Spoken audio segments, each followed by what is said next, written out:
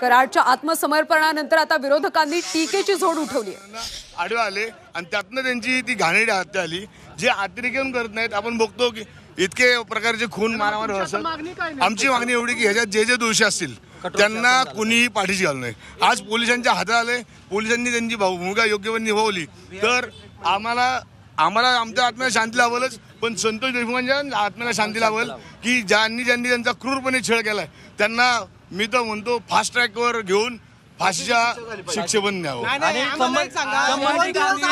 आम्हाला एक पोलिसांवर एवढा पुणे शहरातल्या पोलिसांवर 100% विश्वास आहे। फक्त पोलिसांकडे आमची ही मागणी आहे आज की त्यांनी या वाल्मिक कराडला कोणत्याही प्रकारची VIP ट्रीटमेंट द्यायची नाही।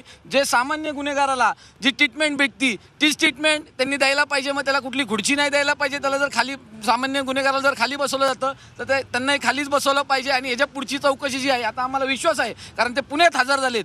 पुणे पोलीस एवढे हुशार आणि एकदम चांगलं काम करतात, त्यामुळे नक्कीच आम्हाला माहिती आहे की पुणे पोलीस याचा चांगला तपास लावतील।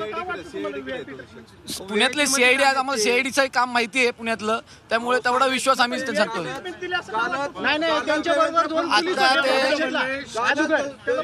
आता ते हजर झाल्यानंतर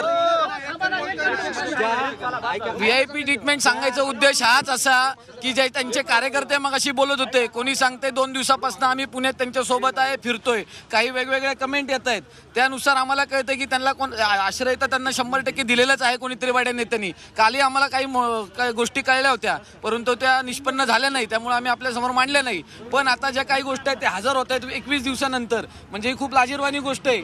एखादा गुन्हेगार गुन्हा करून जर 21 दिवस पळतोय आणि तो आज व्हिडिओ मार्फत सांगतोय की मी गुन्हेगार नाही, आणि जर मी गुन्हेगार असेल तर मला शिक्षा झाली पाहिजे, असं कोणीच होऊ शकत नाही। त्यामुळे आता आमची अशी मागणी आहे, गुन्हेगार नाही आमचे 5 दिवस लपले काय?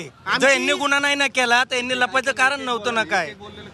जर ऐका, यांनी जर कुठला गुन्हा केला नाही, हे स्वतः म्हणतात की मी कुठल्या गुन्ह्यामध्ये इन्व्हॉल्व नाहीये। आमचा एकच प्रश्न, तुम्ही जर कुठला गुन्हा केला नाही तर तुम्ही 21 दिवस 20 दिवस तुम्ही पळून का गेला? ह्याच्या मागे काय गोड बंगाले? पोलीस प्रशासनाला आम्हाला विनंती आहे